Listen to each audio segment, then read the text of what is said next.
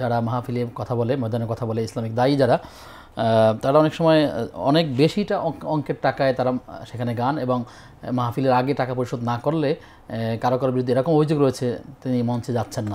এরকম কন্ট্রাক্ট করে আসলে যাওয়া ঠিক কিনা? আবার এরপর দিকে কেউ যদি আবার চুক্তি না করে থাকেন তাহলে তাদেরকেও বঞ্চিত করা হয়, ন্যায্য অধিকারটাও, তার সময়ের মূল্য, যাতায়াত, পরিবহন এগুলো দেওয়া হচ্ছে না। আপনি যদি আমাদেরকে বিষয় জানান। যারা অতিরিক্ত টাকা চায়, দাবি করে, আপনি তাদেরকে ডাকেন কেন? তো সমস্যা তো আপনারও আছে। যেই বক্তা আপনার অতিরিক্ত টাকা দাবি করে, অ্যাডভান্স চায়, না দিলে মঞ্চে উঠবে না, এমন লোককে দিয়ে আপনি ওয়াজ করে ফায়দাটা কী হবে? এই জন্য আপনি তো কম দেয় না, আপনারা যা আয়োজক আছেন এক।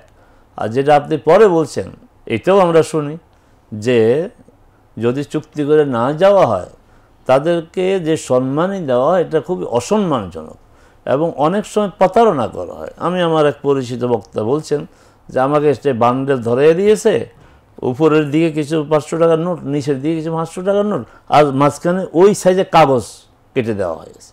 অতএব সমস্যা তো সবারই। আয়োজক যারা, তাদেরও এখলাসের অভাব, তারা এর মাধ্যমে তারা এই আয়োজনের মাধ্যমে উপার্জন করবে, আর যিনি যাবেন তারও সমস্যা। এই জন্য ওয়াজ আমাদের কোনো আপনার ফায়দা হচ্ছে না।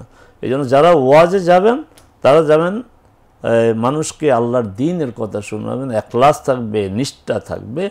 আর যারা আয়োজন করবেন তারও এখলাস, নিষ্ঠা থাকবে যে আমরা আয়োজন করব, লোকজন আল্লাহর কোরআনের বাণী শুনবে, রাসূলের সুন্নাহর আলোচনা শুনবে, আখিরাত বিষয়ে আলোচনা শুনবে।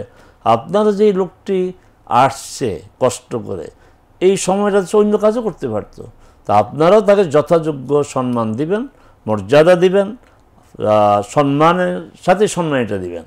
আর যারা আপনারা ওয়াইজ আছেন তারাও আপনারা এই যে দাবি করায় টাকা নেওয়াটা, এটা থেকে আপনারা বিরত থাকেন।